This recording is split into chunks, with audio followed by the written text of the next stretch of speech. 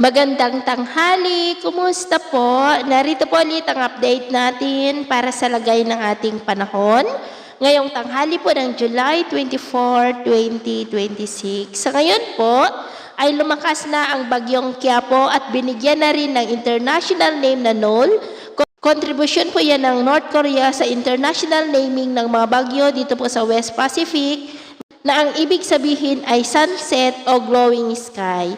Sa ngayon ay nasa layo po ito ng 160 km east ng Calayan, Cagayan, na taglay ang lakas ng hangin na maabot sa 65 km per hour at bugson na 80 km per hour at mabilis pa rin ang pagkilos pa-west, northwestward sa bilis po na 20 km per hour. Patuloy pa rin itong hinahatak ang habagat na siya naman pong nakakaapekto sa may Southern Luzon, Central Luzon, ilang bahagi ng Kabisayaan at Mindanao. At bukas po, posible na yan na makalabas sa ating area of responsibility at tutumbukin naman po ang China. Sa ngayon po, dahil sa paglakas ng bagyo ay nakataas na ang tropical cyclone wind signal number 2 sa may Batanes, the northern portion ng mainland Cagayan sa may Santa Ana, Gonzaga, Santa Teresita, Bugay, Camalanyugan, Apari, Ballesteros, Abulug, Pamplona, Sanchez Mira, Claveria at Santa Praxedes. Ganon din po sa may Babuyan Islands and the northern portion po ng Ilocos Norte sa may Pagudpod. Signal number 1 naman sa nalalabing bahagi ng mainland Cagayan, Isabela, Nueva Vizcaya, Quirino, Apayao, Abra, Kalinga, Mountain Province, Ifugao, Benguet, nalalabing bahagi ng Ilocos Norte, Ilocos Sur, La Union, and the northern and central portions ng Aurora, sa may Dilasag, Kasiguran, Dinalungan, at Dipakulaw.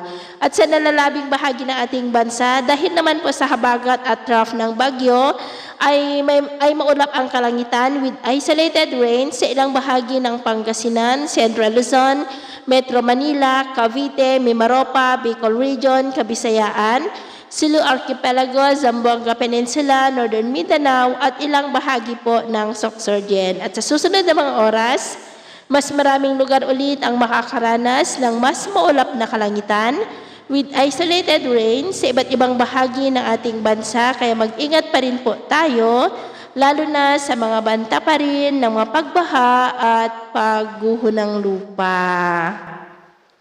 At sa atin naman pong mga baybayin, iwasan na po muna natin ang papalaot sa baybay sa mga baybayin po ng Cagayan, Extreme Northern Luzon Seaboard, at maging po sa baybay ng Davao Oriental na ang mga alon ay posible po na aabot hanggang sa 1.8 to 3 meters height. Kaya hanggat maaari, ay iwasan na po muna natin ang papalaot dyan sa mga may kulay pula para po mas makaiwas sa mga sakunang pangkaragatan. So, yun po lang latest update natin sa araw na ito. At ako po muli si James na nagsasabing sa kahit na pagsubok po na darating sa ating buhay, huwag na huwag po tayong mawawalan ng pag-asa. Thank you and God bless!